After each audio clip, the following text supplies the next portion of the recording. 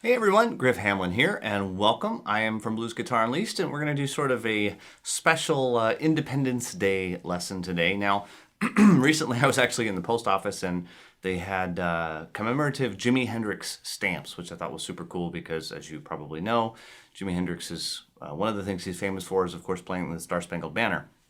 So what I'm going to do today is sort of go through how to build your own version of the Star Spangled Banner. It's really, really hard. In fact, it's almost impossible to emulate Jimmy's note for note. And to be perfectly honest, I don't know it note for note. I've never learned it that way. However, what I'm going to do is I'm going to start with kind of a basic version, and then I'm going to show you some spots where you can add some things based on your own comfort level and your own technical ability. So first thing I'm going to do, and we'll also talk about the tone, the sound, all of those whooshes and echoes and things. We'll do that towards the end. But first, let's talk about how to play it. So what I'm going to give you right now is a very scaled down, stripped down, basic version of the Star Spangled Banner. You could probably learn this in half an hour if you're reasonably adept. So we're going to start with that, and then I'll show you some spots where I tend to take it a little bit further. Okay, now I'm going to start. Notice that I have a very just clean sound, regular old sound, okay? So this whole thing is based, I'm going to say we're in the key of E. Okay, now this is what you might consider classical music. It's been around for a long time, normally played with a symphony or an orchestra. So you're going to notice that it's very little but E, A, and B, the 1, 4, and 5. We're going to get a little F sharp 7 in there, but that's kind of another thing. It's called a secondary dominant. Anyhow, what you'll notice is that we're going to play a lot of chord tones. In fact, the whole thing is going to start off with nothing but an E chord. So if I just kind of put my fingers in place for an E, I do the second, third, fourth string. And then go back. Third, second, and the open E. Okay? That's pretty straightforward. It's not going to get much easier than that, right?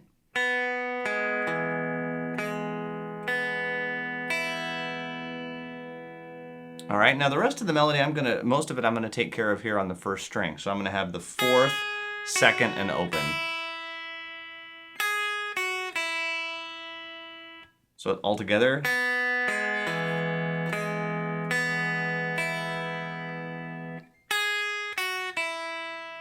Now I'm going to go back down to the third string, the G sharp here on the first fret. I'm going to play a note that might strike you as out of key, which is the third fret here, the A sharp. The reason I'm doing that is the chord going on right there is what we call a secondary dominant. It's an F sharp 7. That's the third of the chord. We're going to get to that in a minute. And then back to the open B, second string. So first fret, G sharp, third fret, A sharp, open B. All right. That's going to be the open B again, and then back to the fourth fret on the first string, second open,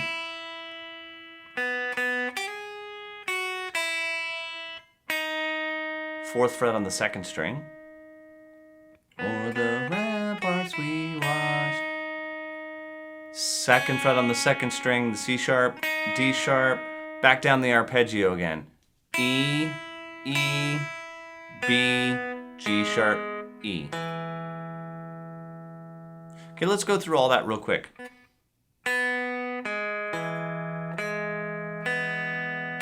Nothing but the arpeggio. Fourth, second, open, down to the G sharp, A sharp, and B. First, third on the third string, and open B. Fourth on the first string, second, open, G sharp, F sharp, and E. D sharp on the second string. C sharp, D sharp, back down to the arpeggio.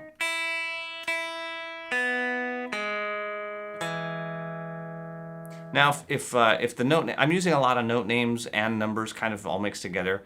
Hopefully you can kind of keep up with me and you can see the notes. So if you're not hip to the note names yet, that's something that you really want to learn. So don't go try to memorize the note names. You're gonna get a few of them here in this lesson. So learn the few that we're gonna go through here and add those. As you do more lessons and more lessons, you add a few notes here and there. It's a much easier way to learn the notes.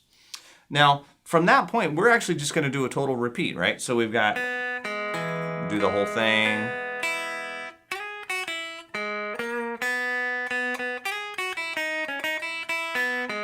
And then whose broad stripes and bright stars. It's the same thing. Okay, then we get to the rockets red glare, right? So we're gonna go up out of position here. So now I need you to put your first finger on the G sharp, the 4th fret of the 1st string. And the rockets red. I'm not even gonna try and sing this. It's really hard to sing. 4, 4, 5, 7.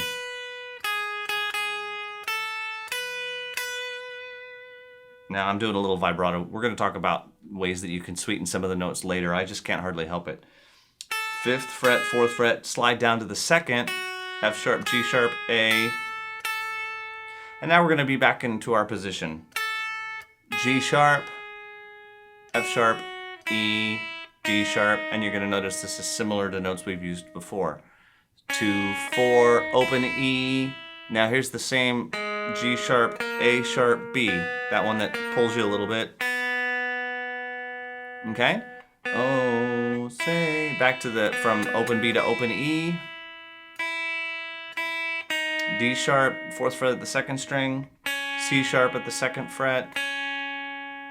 Now we're going to move up to the F sharp at the 2nd fret of the 1st string. And it's going to go banner, yeah. Okay, so it's F sharp, G sharp at the 4th fret, A, G sharp, F sharp, open E. Just a second ago I hit the E with my pinky on the 2nd string. You could do either one, but for now do the open because it's easier. And then I'm going to go down to the D sharp on the 2nd string at the 4th fret. So banner yet wave. Open B or the land to the open E.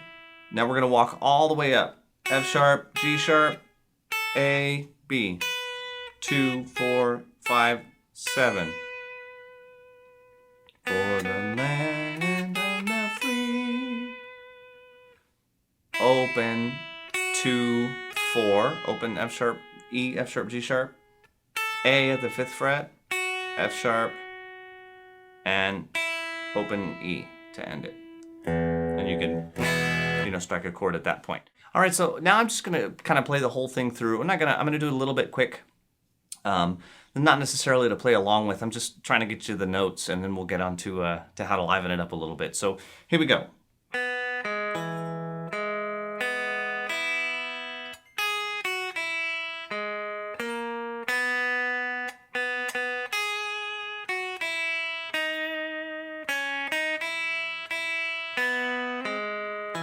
And then we just repeat that, so I won't repeat it again.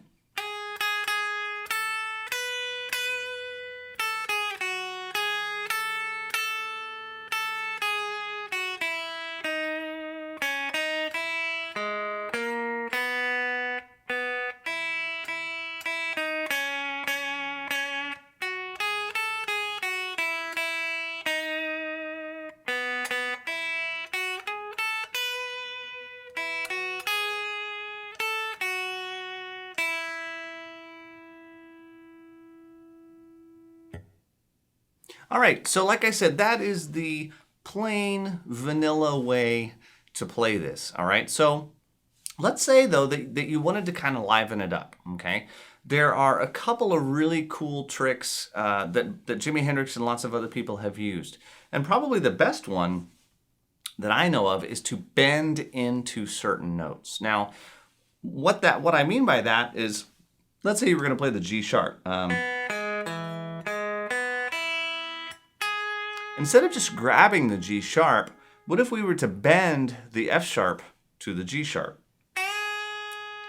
Okay, well, the first thing that you would find is that bending a whole step way down here at the 2nd fret just about pulls the calluses off your fingers, because we're way low on the frets right there. It's hard. I mean, I'm using 10 gauge strings and I can get it, but that's hard, okay?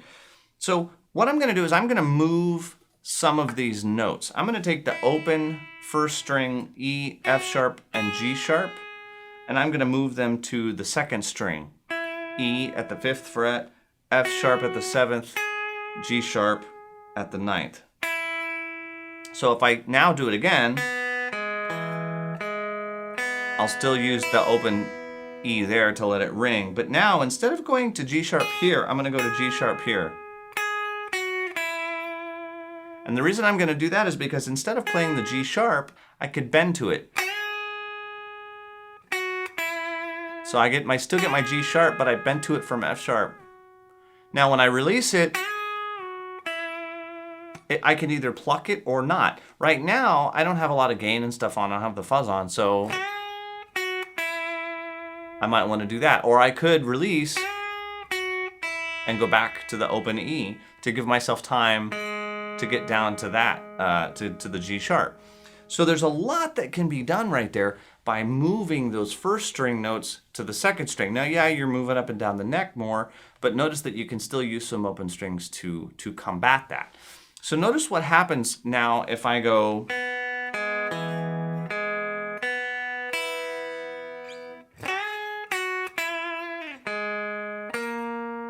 Now, instead of going to the open B, I can go to the open B, but if I use this B, something kind of cool happens. I can do a trill. Now, I could do a trill here. It's more comfortable to me to do a trill on a non-open string. That's one of those things, though, that is it may just be me. Okay, you might find that it's more comfortable to do a trill on an open string. Either way is totally cool. I prefer a non-open string, a closed string, I guess, if you will. So a trill is nothing more than a hammer on and pull off.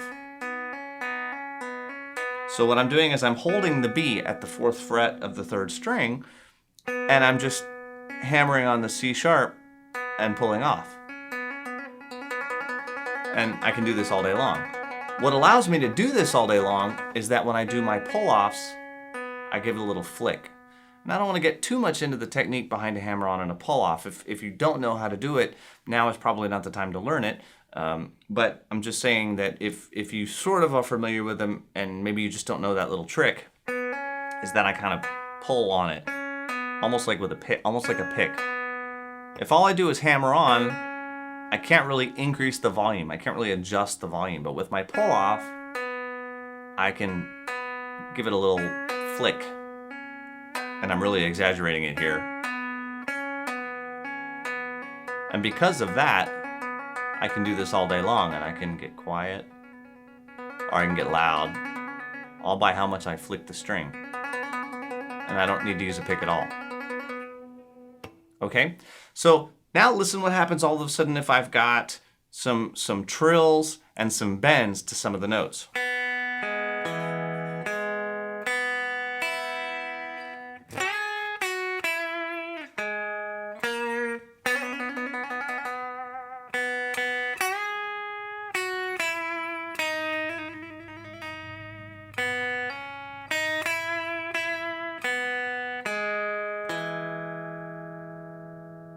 Okay, so all of a sudden, it sounds a little bit cooler. And you can keep going with this as much as you want or as little as you want. And that's really what was important to me in this video and why it kind of took me a while to figure out how I wanted to do it.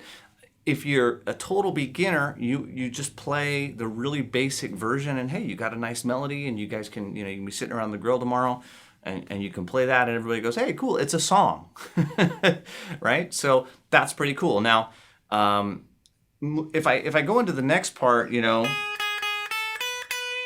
again, I can do some bends.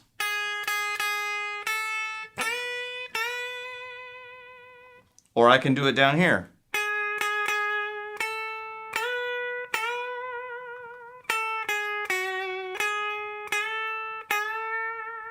So see how I can always bend to that next note.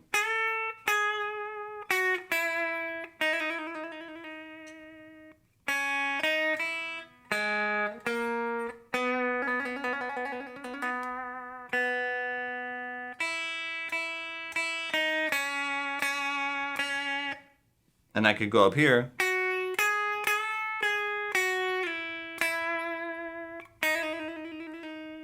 And of course I can do vibrato.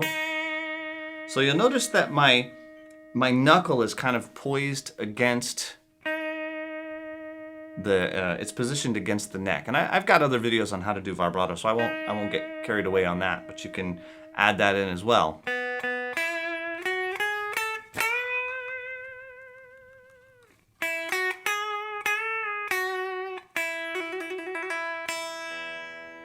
Okay, so that's some stuff that you can add. You can do the trills, you can do the bends, or if you want, you can actually add some bass. Okay, so for example, now what this is going to require you to do is with your right hand, you're going to actually have to play bass notes sometimes with your pick and notes with your fingers. So that's the only thing. Or lose the pick altogether and just play with fingers and use your thumb for the bass note. But I'm going to use my fingers for higher notes and my pick for lower notes. Okay, so for this part, I have that intro. Notice that I didn't just hit that, I hit the low E. That's the bass note right there. That's the downbeat.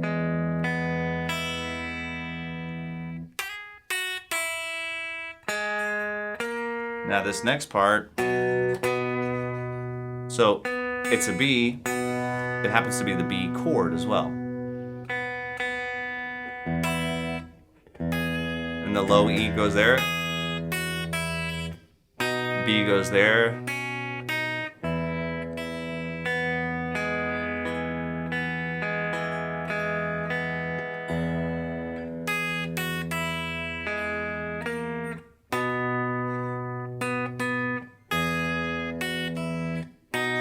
it's mostly just E and B.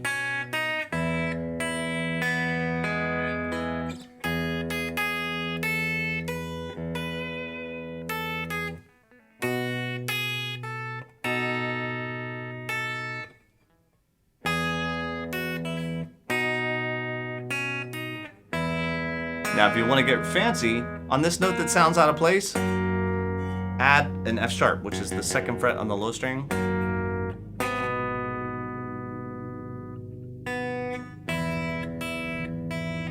And this is the only A.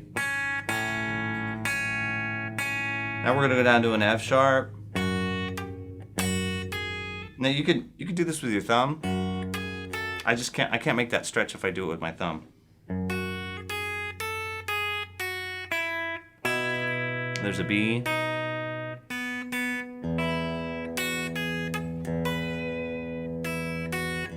Still all E, B, and E. So you see, it's almost entirely E and B. There's one A in there and a couple of F sharps. So it's not like it's complex chordally. You can put that together pretty easily. And you know what's cool about this is, for most of us, particularly in the United States, you know, we've heard this song our whole life. So you just sort of know where those chords change and what the melody is. You know, stuff like this where you've heard this melody your whole life, it's a whole lot easier to play. Okay, so obviously, you know, this is not, it's not done for you. I didn't put the whole thing together and tell you this is how you play it, because I really want you to, you know, take some time and play with it and experiment and make your own thing. That's what it's supposed to be about. So let me talk a little bit though about how we're gonna make the sound, okay? Now, so far, I've been playing with just a totally generic sound, okay? This is actually a Digidesign 11 rack, which is a amp simulator, I'll say. You could use a Fender Mustang, a Line 6 pod or equivalent, or you could use an actual, this is a model of a Fender Super Reverb, okay? So it's the reason that I chose a Fender Super Reverb is because to me that is a very, the Fender clean sound is sort of the standard sound. If you buy almost any amp and it's just basic clean sound like the Mustangs or the Pods or any of those, a lot of, I'll say, lower end amplifiers, that are not too expensive, their basic sound sounds very much like that. Okay, it's a nice balanced sound. It's very even. It's not super bright. It's not super dark. It's just very middle of the road. And that is a great place to start for some of the other things. Okay, so the biggest component, obviously, of the tone is the overdrive, distortion, fuzz, whatever. Back in the day, in the late 60s, effects pedals were just being invented. So, of course, Hendrix played through a big giant Marshall, turned up really loud, so it had some overdrive already. I'm assuming that you are not in a position to crank up a Marshall. It's really cool to do that. Plug a 100-watt Marshall through a 412 and dime it. It'll just about knock you over, and it's really cool to experience one time. But most of us are not in a position to do that. So what I have at my feet is actually a Line 6 M13, and I chose this because it has a bunch of pedals that it emulates built in, and I didn't have to actually drag out a bunch of pedals. So the first pedal that I'm going to add, of course, to give the tone is the fuzz. Okay, so this has an emulation of a fuzz face.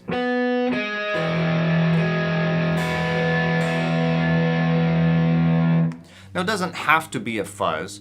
An overdrive would do, a distortion would do. You may have distortion on your amplifier, okay? And that's cool, that'll totally work, okay? So that gives us that gritty, really raunchy sound to begin with. And it makes the bends, it makes the sustain better, it makes all that stuff work.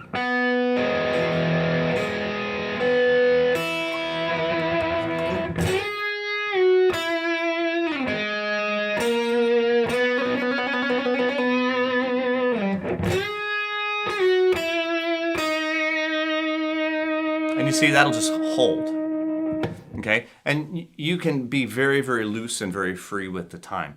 Now, I will say that if you want to use the bass notes, this is probably not the tone to use because it gets really messy. Unless you like that sound.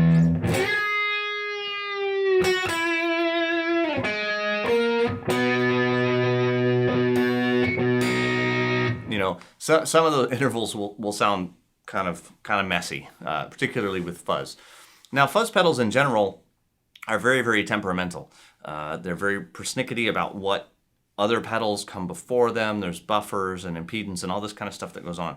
I have a couple of fuzz pedals, and one of the reasons I don't use them sometimes is because my digital emulations of fuzz pedals are a lot less temperamental and will always sound the same no matter what the temperature is, no matter what other things are plugged into it. So while they may not be quite as, spiritual in nature, they at least behave the same way every time. Now, the other thing about the sort of classic Hendrix tone on this is the use of a thing that was called the UniVibe. I have an emulation of a UniVibe here. And what you'll notice about the UniVibe is it gives it sort of that swirl. Let me play you a chord with the UniVibe without the fuzz. It's that sort of syrupy, it's really hard to describe what a UniVibe does. Now here's what it sounds like with the fuzz.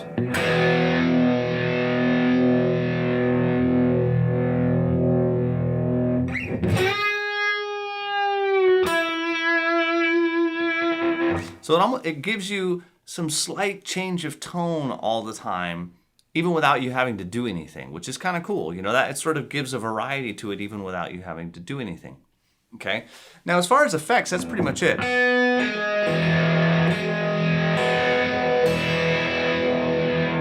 The only other thing that you might really be missing is, the sound of the huge outdoor,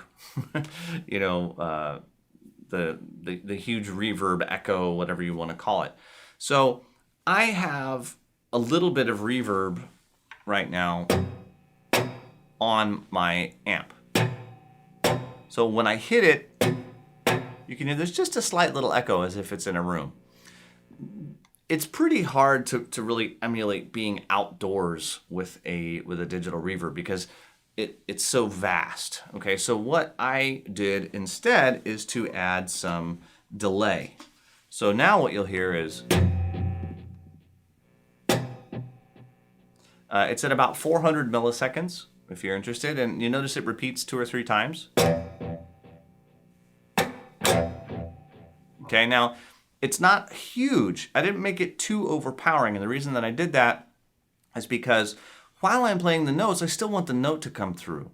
But when I stop or when I hold on to something, that echo gives the illusion of a big giant space. So here's the whole thing together now.